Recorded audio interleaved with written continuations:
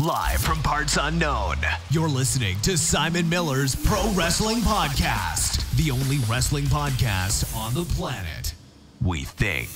Sit back, relax, prepare for positivity to run through your veins as Simon Miller gives you your weekly dose of powerful pro wrestling audio. It is Miller Time.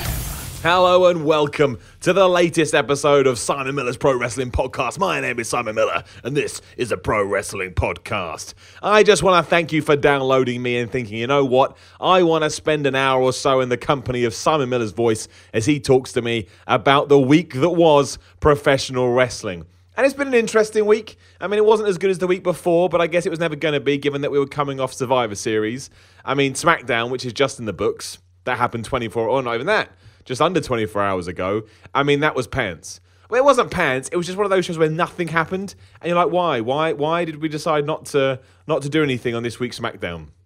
I thought that was strange. I mean, it was kind of good because it started with, you know, it teased, how do I explain it? But you kind of felt at one point that they were going to do something more with, what do you call it? The Shane McMahon, Daniel Bryan stuff. And I was like, okay, that's cool. Let's do something. That's how we started, right? Daniel Bryan, Shane McMahon was a bit like, Daniel, why didn't you let me fire everyone last week? And Daniel Bryan was like, oh, I've been fired before, so, you know, I don't want to be that guy. And I was like, okay, there's something here. They're going to build to it. You know, obviously we had the Kevin Owens and Randy Orton match that we knew was going to headline from last week, and there'd been a tease there with Daniel Bryan. So you thought, okay, this is cool. They're going to do something. And then it just ended. And there were teasers throughout the night because, you know, there was a lot of interaction between Kevin Owens, Sami Zayn, and Daniel Bryan. So I thought, okay, cool, they're building to this faction or this idea or whatever it's going to be. That's where they're going with this. And instead we just had Sami Zayn. I mean, Sami Zayn was banned from ringside, right? And it was an ODQ match. You knew something was going to happen. And eventually Kevin Owens stormed his way up the aisle, meaning Sami Zayn could attack because technically he wasn't by ringside. That allowed Kevin Owens to get the win without too much, you know, it doesn't take anything away from Orton because he's got an excuse. And then the show went off air. And I was like, really? I thought we were going to get some kind of big cliffhanger. I mean, Clash of Champions is what? I never look this stuff up before I start, but luckily I do this in front of my computer so I can just type it in. Sunday, 17th of December. So we're about 2 weeks away. 3 weeks away? 2 weeks away? 2 weeks on Sunday, right? So I guess you've got 2 SmackDowns to do something. And I guess this is probably leading to something at WrestleMania, would be my guess. I would guess that Daniel Bryan, Shane McMahon, Triple H, Stephanie, all these jabronis are going to be involved in some form at WrestleMania. If that is the case, then yeah, you've got pretty much 5 months. 4 or 5 months before you've got to do anything. But I just felt like I needed more at the end of the night. I expected something bigger. I mean, even on Raw, the last thing we saw was Braun Strowman getting his revenge against Kane. So there's a little something there to make you go, okay, well, maybe that's going to carry on next week or who knows what, right? Who knows what. But SmackDown just ended. And I guess you could say, well, it prolonged the Kevin Owens and Sami Zayn relationship. And again, it did plant seeds in terms of what could happen going forward. However, I did think it was a bit lackluster, as I did think the entire show was. I thought the stuff they did with the Riot Squad, as they're now called, I always get these people's names wrong. It's Ruby Riot, Liv Morgan and Sarah Logan. Liv Morgan and Sarah Logan to me are way too close. They're way too close to wrestling names. Maybe I've just got a stupid brain, but that screws me up every time. And I kind of thought that was good. I mean, the promo they cut and the promo that Charlotte, Naomi, and Natalya cut was dreadful in the sense they talked in taglines. Nobody has a conversation like with that. And while I thought they all delivered it as well as they probably could have done, this one stood... I know they all do it over both shows, but this one, it really stood out to me. It really stood out like a sore thumb, and I'm not 100% why it was worse than usual, but it just was. And it just made, you know, the Ruby Riot Squad, whatever they're called, it made them look a bit silly, I thought, anyway. But I did like that segment. I thought it was good. I like the fact that Ruby Riot got the pin over Charlotte in the six-way tag, because it does give her legitimacy. And, you know, instantly, if you don't know who this person is, you think, oh, wow, this is someone that I should fear, for lack of a better term, because she beat the champion. So I thought that was good. Maybe we should start with Raw before I go straight into SmackDown, which I've done by accident. Actually, before we go on, let's do all the amazing plug stuff. I would like to thank everybody that donated on Patreon this week. I cannot stress enough how much that is that's how I'm able to do this stuff, right? The fact that I can sit down and take an hour or whatever it is out of my day, and all my YouTube stuff I do is because of you people. So I just want to thank you so much. Even if you just give $1, like quite a few people give $1, and it all mounts up, and it allows me to be creative and create this nonsense, and it humbles me to my very core. So thank you very much to everyone who did that this week. If you would like to join these heroes of men and women, it's just www.patreon.com/SimonMiller316. Like I say, even $1 makes me sleep easier at night and know that I can afford my food bill as I crazily try and make all this stuff work. No, if you don't want to, that's cool. I'm going to keep shouting in your ears. But please do know that those that do, you really do make me sleep easier at night. If you're on iTunes, give us a review. Give us 5 stars. Go and share this. Put it on Twitter, Facebook, social media, Reddit, Squared Circle, all that place. Because I really would like to get the numbers smashing. I do want to give a quick shout out to Jim Sterling. If you haven't listened to that episode that went live on Saturday, it was a special out of nowhere episode. I would suggest go listen to that. I thought he's awesome when it comes to pro wrestling. He's got a great take. And of course, youtube.com/The Miller Report rules if you want to listen to this on YouTube, and on Twitter @SimonMiller316, and on Facebook, Simon Miller's Pro Wrestling Podcast. You search for that and you smash that like button, as YouTubers say. Right, I think that's all the nonsense out of the way. So we will focus on Raw and SmackDown. I do want to talk about Cody Rhodes wanting to fill out a 10,000 seat building, so we'll do that as well. May touch on CM Punk as well. I know it's a wrestling podcast, but I'm intrigued. I'm intrigued by all of that. That's probably kind of everything we've got this week, unless I've forgotten something, which I don't think I have. As for Raw, I thought Raw was better than SmackDown this week. Simply because I felt more happened. And again, they got a longer show, but usually I feel like the shorter format works. And don't get me wrong, there was a lot of copy and pasting as well. I think both shows this week were probably a bit lackluster, probably a bit filler. But I think Raw just had more moments. Like, I do enjoy I do enjoy what clearly the idea with Roman Reigns being the IC champion is. Now, I do genuinely believe the decision was made just because Miz was going, and they thought, well, who have we got to put a belt on? And it does kind of make sense, because I do think it's very likely that the Shield's going to win the tag team titles back. So if you've got those 3 guys, one's IC champ, and you've got, like I said, the tag team champions, that adds a lot to the group. So that makes sense. Also, it's Roman Reigns. So, you may as well put it on him. I understand that he's controversial at the best of times, but he still is a star, and he still is one of the biggest stars in WWE. Anyway, my point being is, it does feel like, and I can't work out whether this is coming at it from the Roman Reigns angle or from the IC angle, but Michael Cole hammered it home constantly on Raw. The IC title is prestigious. The IC title is prestigious. Hey, do you remember the IC title? Isn't that prestigious? What a prestigious title. So I'm kind of hoping this is like a 2 birds with 1 stone bit of nonsense, where we think to ourselves, okay, let's reestablish the IC championship, and then when we're done with that, Roman Reigns will have helped with that, if that makes sense. It's like, that's what I'm hoping they're doing. I mean, I'm sure they're not. I'm sure Roman Reigns will lose it eventually, and then I'll be like, oh, great. It's, the IC champion has gone back to being nothing. However, if we come out at the end of this, and the IC title does feel like a secondary belt, and I think at this point, it's kind of like yelling into the wind, right? Because if they were going to do it, surely they would have done it by now. However, I like to hold up hope, and I like to be a confident man. So what I'm hoping for is that, like I said, this experiment ends with the IC title feeling like it used to back in the sort of late 80s, early 90s, mid 90s, late 90s, because that way we'll have a secondary championship that will make me cry tears of joy. So maybe that's why I like it, because at the moment I'm being positive, probably when I shouldn't be. And I didn't like the start of Raw, I'll admit that. Roman Reigns just came out and did say I'm the IC champ, and then Bo Dallas and Curtis Axel came out basically to say Elias, the Drifter, is our new leader. And that was a bit ridiculous. The best thing about this was, and I did a tweet about this at SimonMiller316, and as always, nobody understands my humour, or at least, the negative voices are always the loudest. But the joke was, when the graphic came up for Roman Reigns versus Elias, it really was like the same person. And it was hilarious. It was like the same person looking at each other. Beard, long hair, growly face. And I was just like, there's this argument that the problem with the main roster is there's not enough variety. And I don't actually think that is true. I actually think it's quite varied. However, when you saw that graphic, hilarious. And that got a load of people tweeting me going, no, it's the booking. It's like, it's a joke, guys. It's a joke. I like wrestling. I don't care about stuff like that. But that was funny. And at first, I didn't mind they put Elias in that spot because I do think he's a good heel. He always gets a reaction. However, when we did get to that match, it was a bit dull. I like the last few minutes, but yeah, it wasn't great. It probably did elevate the Drifter a little bit, but, you know, by and large, not great is what I would say. And I actually thought everything they did with the Shield on Raw was a bit squiffy, to be honest, because straight after this, Seth Rollins came out, he beat Cesaro. And it was a good match, but the problem with that is we've seen it so many times. How many times have we seen Ambrose versus, I get this wrong every time, but say Ambrose, Cesaro, Ambrose, Sheamus, Rollins, Cesaro, Rollins, Sheamus. I get that's the tag team title feud, but it's probably been going on too long by this stage.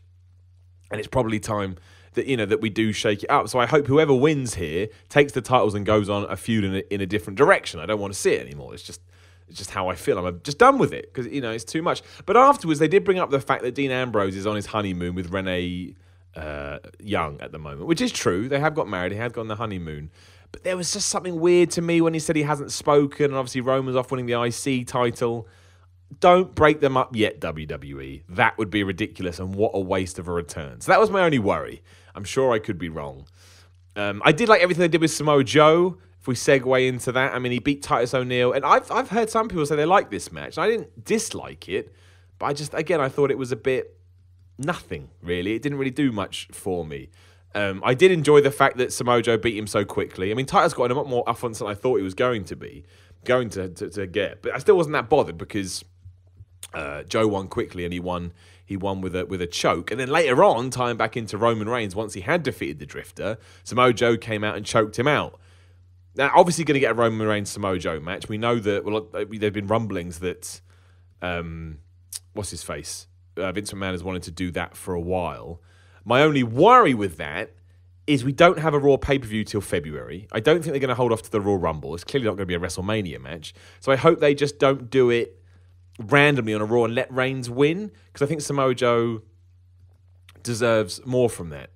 Well, not more from that, but more from WWE in general. Like, I really, really do think that. At the moment, to me, Braun Strowman, Samoa Joe, I think Kevin Owens and Sami Zayn are still doing well despite all their controversy.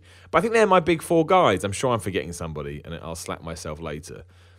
But I think they're the people you need to protect. Brock Lesnar, obviously. But I don't think you should job Joe out to Roman Reigns. And I'm sure that will happen, and I'll be like, of course, why did I expect anything else?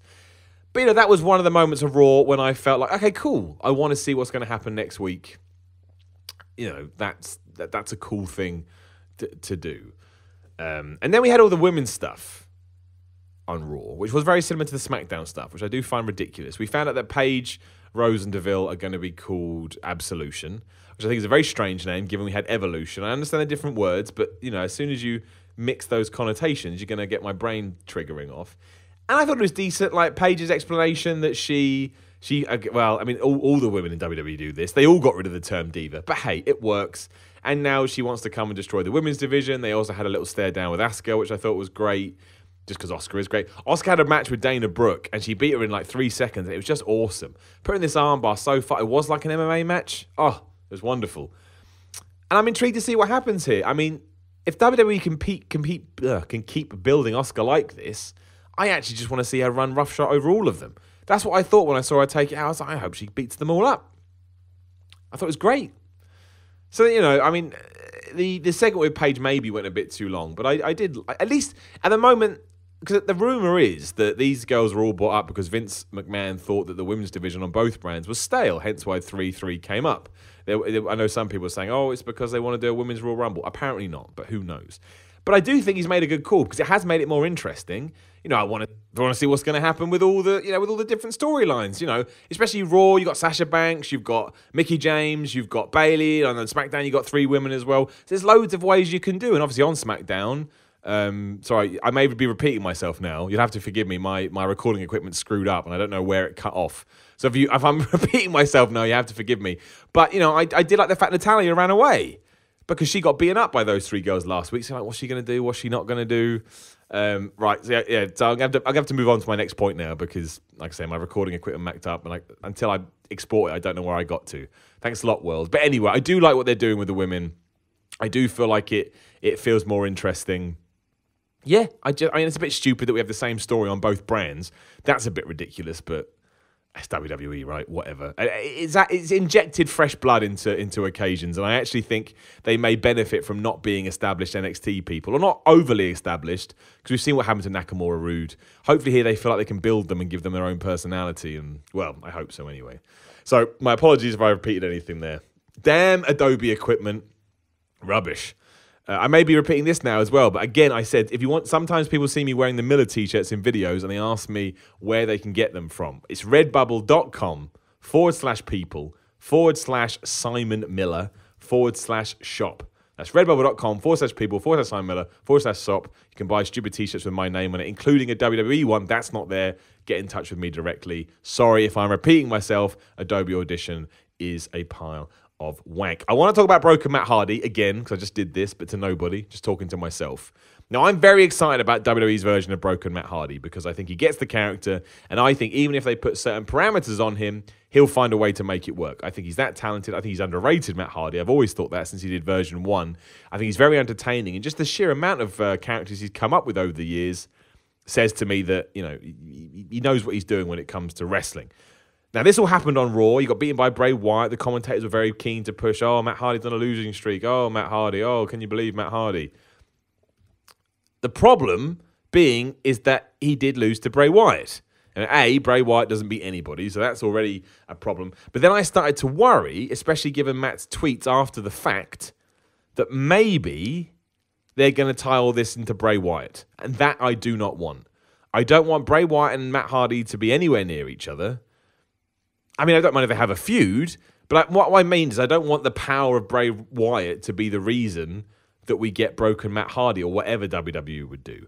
I'm even worried they're now thinking we can do Broken Matt Hardy versus Sister Abigail. And screw that. I mean, nobody wants that, or maybe you do. I certainly don't.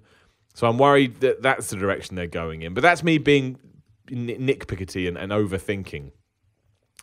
I hope that's not the case. And also, you know what? If that's a sacrifice I've got to make to get Broken Matt Hardy in the WWE, and I'm guessing that he sorted all his TNA stuff out, I don't know, but I'm just going on. You know, on Raw, he made a deliberate point to delete a lot. I don't think he would have done that without permission.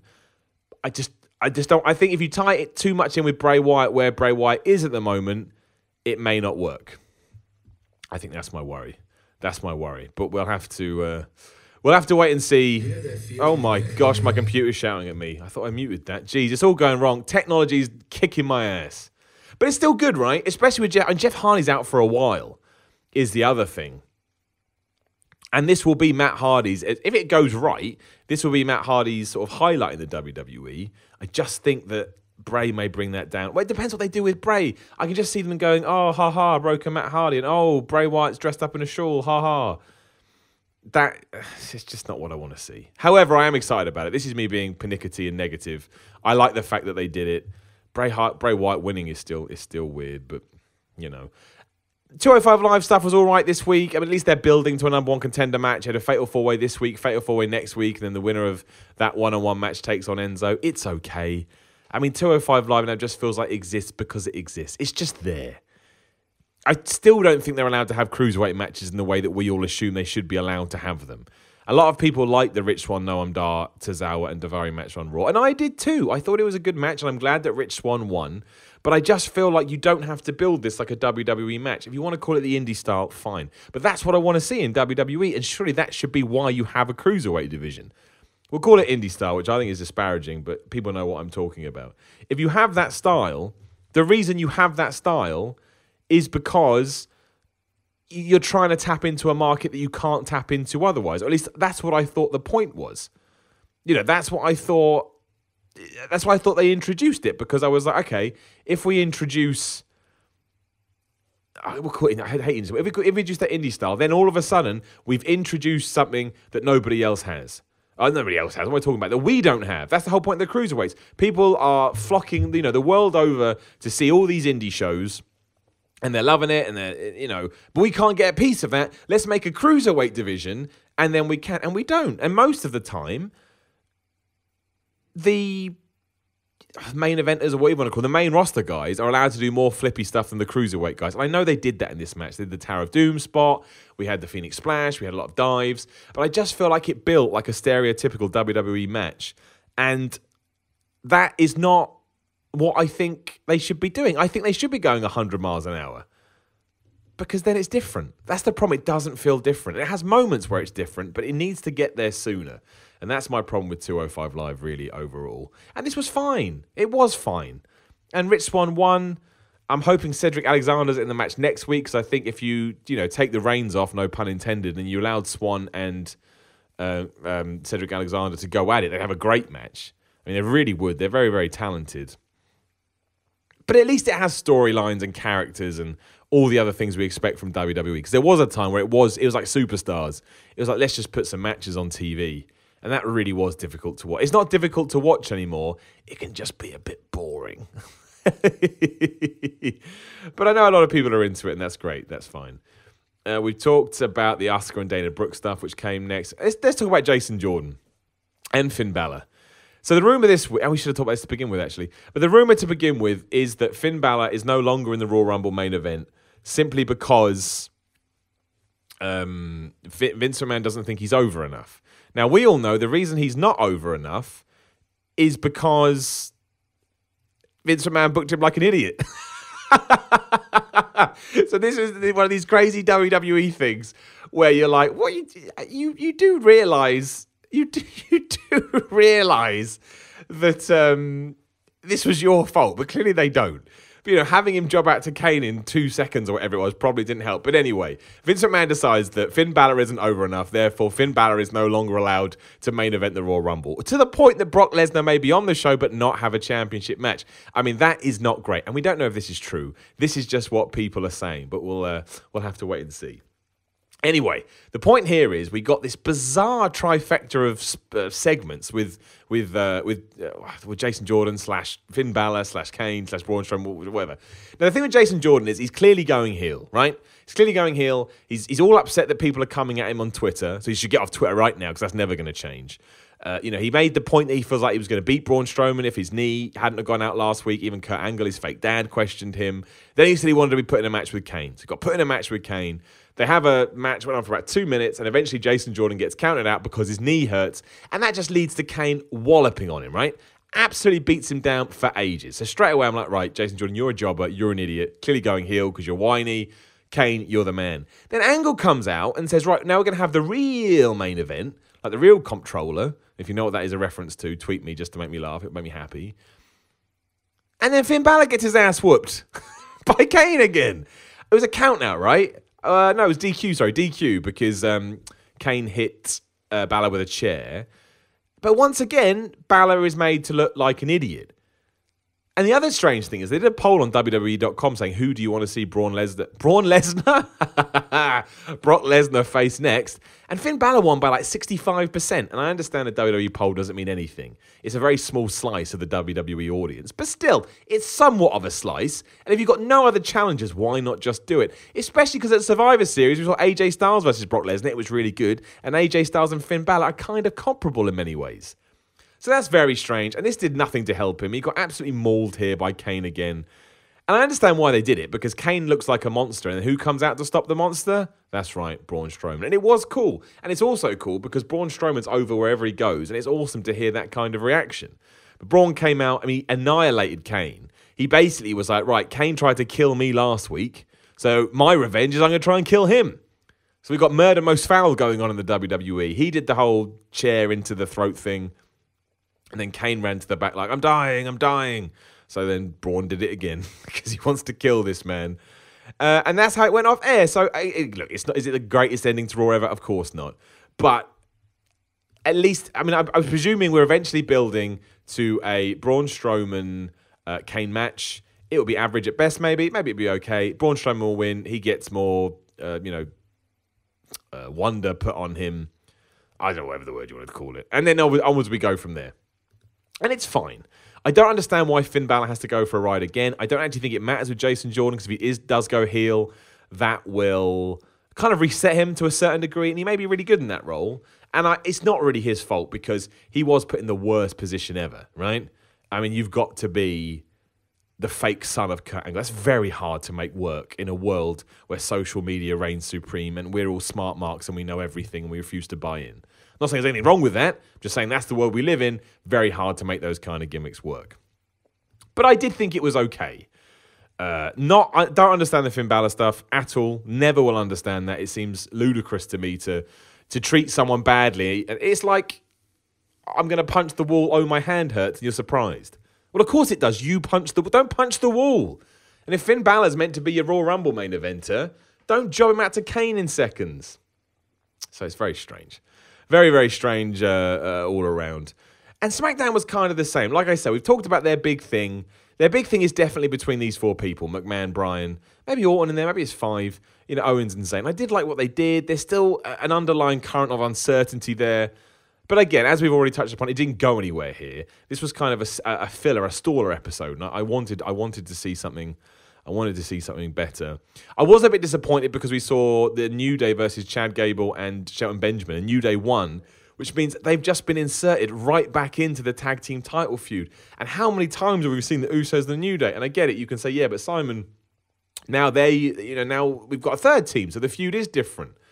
But to me, it's just a sign they don't have enough tag teams on SmackDown.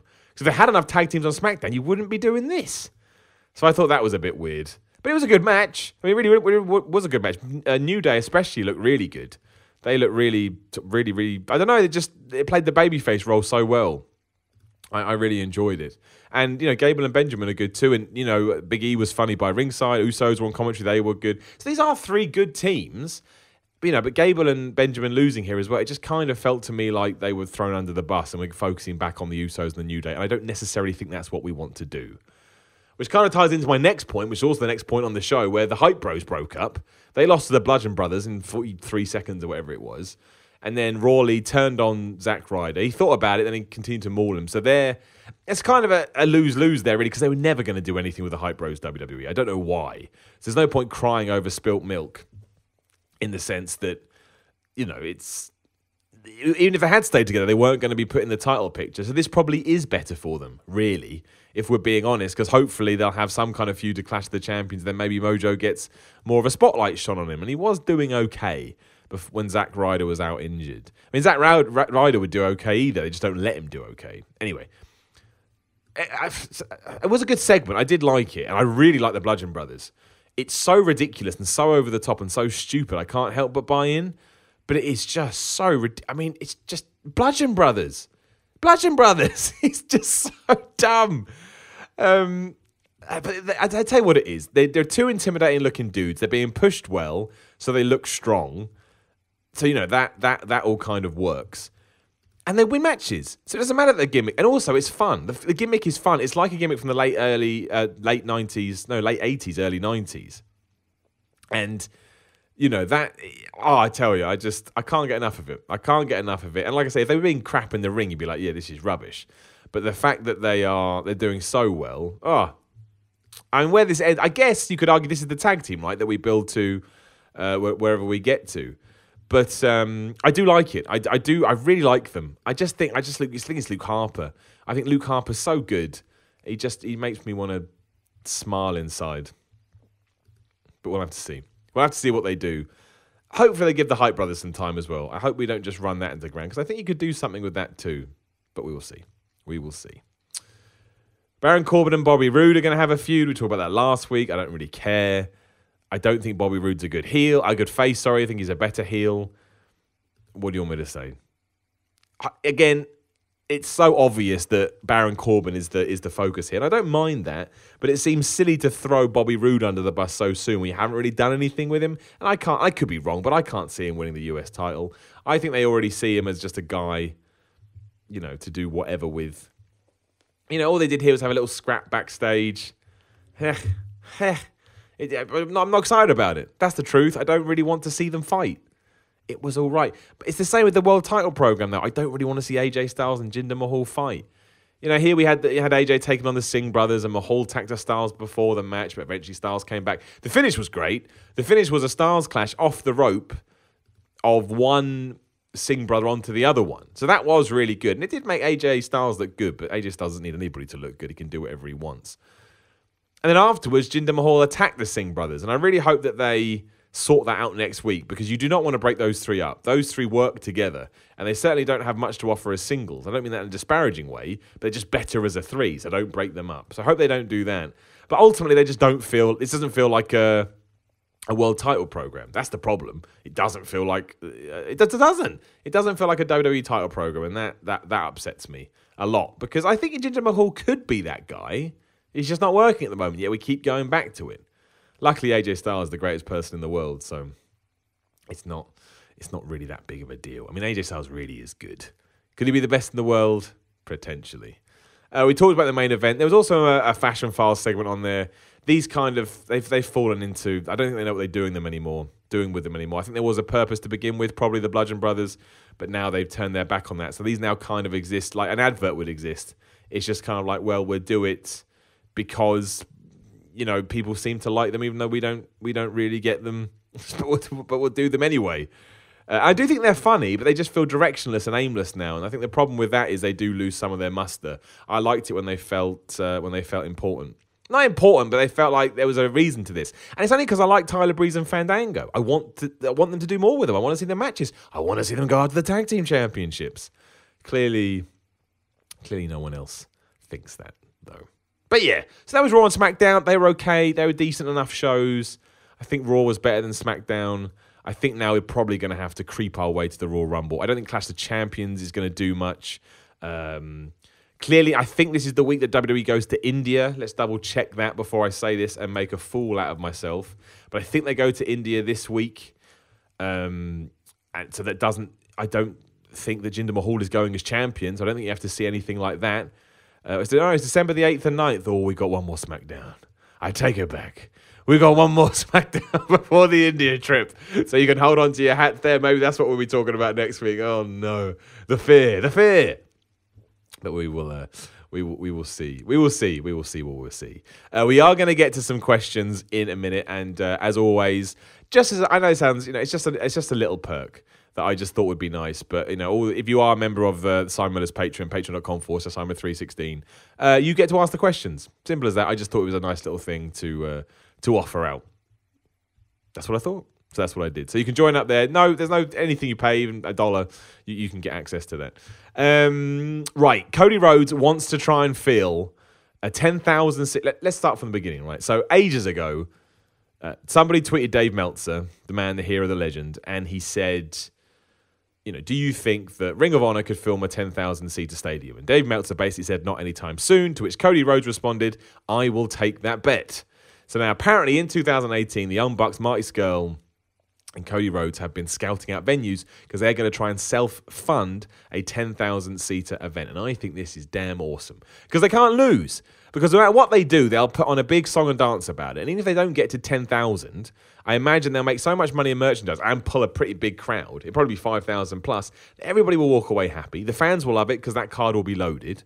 And everybody will make a profit off of it. So I love this kind of thing because it does help the indie scene, or the non-WWE scene, let's call it. It has got a buzz about it, and it does open the doors for certain conversations. For example, are they going to do this at the end of 2018, meaning potentially Daniel Bryan could be on that show if he does walk out of WWE after his contract's done? Do we go after CM Punk? I mentioned CM Punk earlier, and that's because Dana White in a press conference today did say that Punk is going to be at the UFC event this Saturday, and he wants to talk to him about what's next. Is he going to have another UFC fight? Is Punk done? Is he going to go to Bellator? Is he going to go back to pro wrestling? We don't know. But if they are going to try and put on this big thing, and there's a lot of money going around, and you are going to fill it with people like Daniel Bryan and CM Punk and all these guys, they could absolutely do it. And then you are creating this world where, and I know this is true, this is the information I've got from the Wrestling Observer, but you are creating this world where a non-WWE company, for the first time since WCW closed, this is in America obviously, pulled 10,000 people to a stadium. And that would be incredible if they pulled it off. It could even become a yearly thing. Whatever this is could become the anti-WrestleMania or the alternative WrestleMania they do once a year and pulls a big crowd. Obviously not hundreds of thousands of people, but a big crowd nonetheless. So we'll have to wait and see. But I like the idea. I think competition creates creativity. And while, these companies aren't in direct competition with WWE, there's still competition and they're growing and there's a buzz about them. And I think that's what's really important. If you can start pulling off these feats and these records and things you've never done before, then it's momentum, it's growth, it's buzz. And that's going to attract more people in and so on and so forth. I'll talk about my wrestling training in a minute, but, one of the guys is very closely associated with Progress. There's a lot of people that go to Progress shows. They just think wrestling's a really fun night out, and they're getting into wrestling for the first time. So maybe that's what the indie scene can be. It used to be WWE, but maybe that changes. You just never know. You just never know what's going to happen. So I thought that was really exciting and interesting. And when I read it, I thought, I hope they pull that off, because I only think it benefits everybody. And if it does blow a little smoke up WWE, that's great. I mean, as far as I could tell, the last time somebody blew WWE smokes us WWE was the Young Bucks when they did that invasion angle. Then we got weeks of good TV leading into Survivor Series. I mean, I doubt there's a correlation there, but I'd like to think there was. It makes me, makes me excited. But I think Cody Rhodes may be, they all are. But, Cody Rhodes, in terms of a WWE angle and him walking out, I think he's been such an asset to the WWE, to the indie scene. Because I just think he brings a certain something that, maybe wasn't there before. I did say I was going to touch on my wrestling training. I'm hoping an update video will go up on What Culture soon. I've got to send one across, which I'm planning to do. But it's going... Well, it is going well. I mean, the reason I hesitated there is I don't like to be arrogant. I like to be a humble man. But I am getting very, very... I've become so passionate about it. I mean, I was passionate about it before, but now I'm super, super passionate about it. Like, I long for Tuesdays and Thursdays, which are the days I'm going on now. And I'm learning something new every week. My cardio's getting better. I mean, I ache. My back's pretty bad, but it's kind of one of those pains I don't mind, because I know that the good bits outweigh the bad bits. And obviously, I'm doing what I can to negate that, yoga and stretching and all the stuff you hear wrestlers doing. But it's got in my blood, which makes me sound a bit like an idiot. But I am an idiot, so it's fine. But it's just, I think. I say this to the people listening to Simon Miller's Pro Wrestling Podcast. I won't say this anywhere else, but I keep it between you and me and my microphone here and my computer that's staring at me. But I think ultimately, originally it was just train to be a wrestler and have a match. Don't think beyond that. And I'm still not, to a certain degree, because I think you need to keep baby steps in mind. And that way, when you achieve those baby steps, you feel good and it keeps you motivated. So originally my first thing was just go. If you just go and you don't like it, you can leave. But I went, now I'm still doing it. So that's step one achieved. If I then go, I want to be WWE champion, I'm going to feel let down constantly and probably not enjoy the journey as much as I should. However, with that said, I think if someone said right now, what is your realistic dream, Simon? Like, I'm a freelancer, as many as you know, hence why the Patreon's so important, the stuff I do for What Culture and everywhere else you may see me pop up. You never know what you're going to make month to month, so it's quite scary. But ultimately, I think I'd like to add pro wrestling. I mean, let me get me wrong. Ideally, I'd just like to be a pro wrestler. But in the realistic world, where, you sometimes have to think about things a little more conservatively, I have started to think, maybe I could add wrestling as a client. You know what I mean? As silly as that may sound. So I could do What Culture stuff. I could do my Patreon. I could do my YouTube. I could do my podcast. And then I can get a couple of matches here and there, and, just to supplement my income. And I got really excited about it. It's just, I don't know what it is. I think it's because I did a match last week. And it was 90 seconds. We're not talking about anything big here. And, the whole premise was just take what you learned and put on a match. And the guy I was working with, he may listen to this actually, a guy called Levi, really good dude. I don't know if he listens or not, but he's a really good dude. He goes to Progress. He went to Al Snow's before that as well. And we came up with this little sequence. And I think we were both into kind of, not hitting each other hard, but, making your stuff look good, kid. So we did that. And even, it did hurt, but we got a reaction from some of the trainees, and I got an adrenaline rush. I just loved it. I loved every second of it. And it really has... it's really got in my blood, which is such a stupid way to put it, but that's the only way I can think about it. I just want to do it more and more and more. So if you don't know, I did pass the beginner course at, I keep calling it Progress. It's just called Knuckle Locks Wrestling School now. They're still associated with Progress, but it's just not, the direct school anymore. I don't know why, I don't have any reasons. It's still an amazing school if you want to go train pro wrestling. But I passed the beginner course, and I'm now on my second week of doing intermediate stuff. And what I really like is, once they trust you to be a beginner, they really do take kind of the training wheels off and go, okay, let's go. And I've learned so much stuff. Like last week, I learned how to, take we'll call it a clothesline, but any move. Basically how to do the bump over the top rope. You've seen it in Royal Rumbles countless times where someone clotheslines you and they do like a 360 and go backwards. I mean, that is terrifying. It's terrifying in thought, let alone somebody doing it. But I did it, and I was terrified. My first one was rubbish. And I even said to the trainer, I said, what did I do? He said, well, you didn't do it properly. You wussed out. And I did. But eventually I got the confidence, and I'm doing it. And that feeling of overcoming the fear and overcoming the anxiety and all of that and actually doing it. And then sometimes actually putting something together where you're like, wow, that was I did that. Like, I'm not going to say what it is. I'm not going to get into specifics, but if you are into that whole kind of vibe, and you know what the international spot is, and you can look it up on the internet, it's all there. But I've pulled off a couple of those that I'd never say anything I did is flawless. Again, I like to be humble, but they felt good, and they've got a good reaction, and people have said, yeah, that was decent, well done. And I tell you, I go home with a massive smile on my face. Of course I hurt, but I don't care. So I am really excited to see where this goes. I'm going to keep going twice a week. I want to get to advance as quick as I can. I want to start having matches as soon as I can. Like, I've really got the bug for this now. Although I'm happy to wait. I'm happy for somebody to wait till somebody to say to me, now you're good enough. Because I don't want to embarrass myself. And what do I know, really? The answer is nothing. Which kind of goes for life as well, to be honest. But yeah, I'm excited. I'm excited to see where it goes. And hopefully I can do something with it. You never know. It may break my back tomorrow and that will be the end. But in terms of dream world and hoping, yeah, there's something about pro wrestling. And a lot of people say, oh, Miller, don't you think you're too old and anything like that? I think I'm too old in the sense I hurt all the time, but I've hurt all the time for ages. But it's twofold, really. You know, the best time to do something is 20 years ago or today. Always live by that proverb. But also, I'm a very different person how I am now than I was back in the day. I did try back in the day. Technically, this is my third time of trying. But I just didn't have the strength of mind or the character or the willpower I had when I first tried the other two times. So it wouldn't have worked out anyway. I know that because I tried. I did have some bad experiences there. I did get screwed over a little bit. But my point being is I actually think this is the way I was always meant to do it.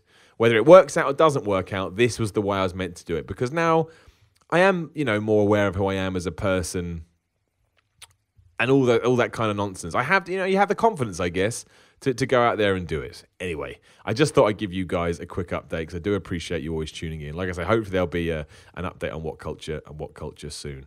Right, so before we do end the podcast, we've got a couple of questions that I wanted to ask. Andrew McLean.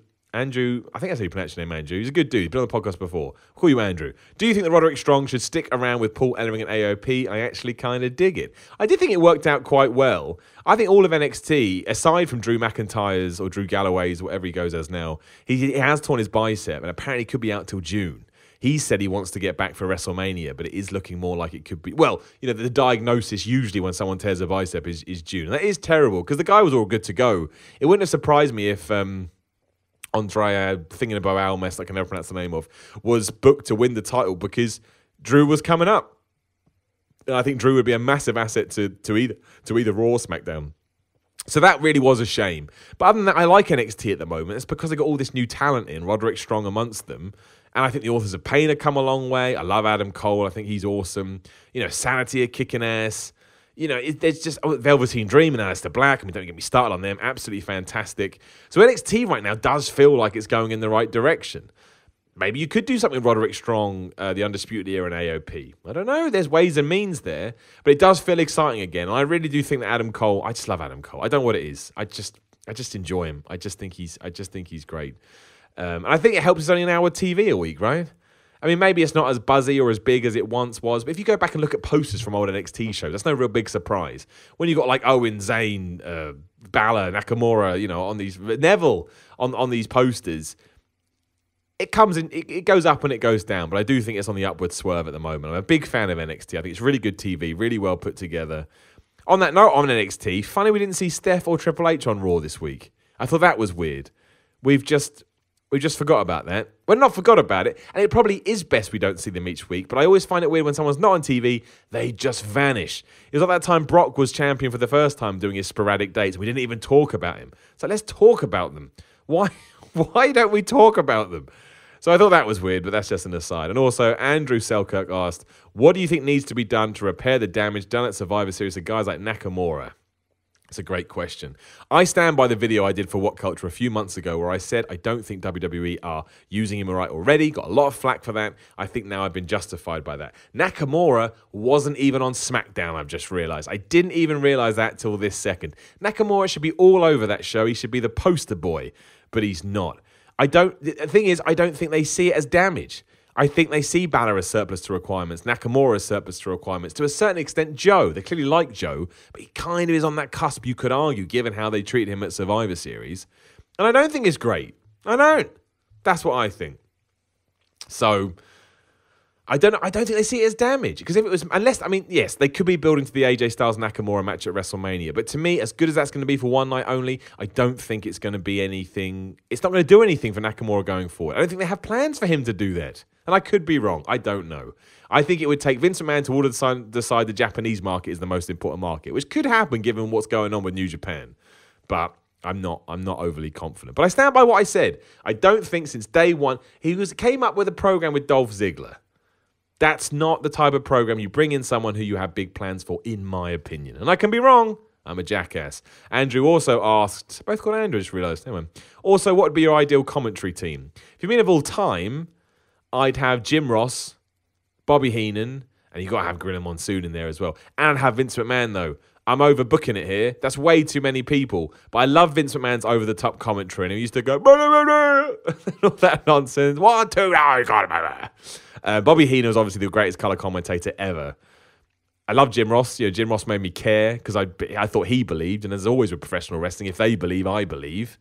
And Gorilla Monsoon, I just got a soft spot for just because he used to bounce off Bobby Heenan so well.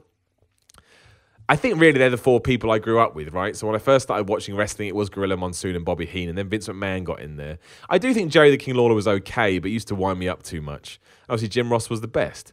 So there's the 4 people I kind of grew up with. And a lot of people down on Tony Schiavone. I thought Tony Schiavone was all right.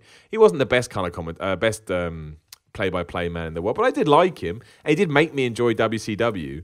So I'm not down on him. I'm trying to think of commentators I really don't like. I mean, I think Michael Cole, I feel like, exists in a world where he's damned either way. He has to pump social media. He has to pump all this stuff. He has to be an advert because that's how WWE wants him to be. And he does that well. I love Corey Graves. I don't mind Bryan I can never pronounce his name. Good grief. Saxton. I don't mind him at all. I actually think he's quite good. I think he understands his role very well. Big fan of Nigel McGuinness. I think he does a great job. I like Mauro Lalo, not as much as some people do. I don't like Booker T. I don't know. It just doesn't seem like he cares. I think that's the problem. I think I may have preferred David Otunga. I mean, David Otunga wasn't very good at... he didn't get very passionate. He always found it a bit dry. But Booker T sounds like he doesn't even care about the product. At least Otunga cared.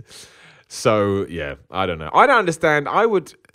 Someone like the Pope, I thought he was all right on TNA, the Pope, and he's just vanished off into the abyss. Who knows?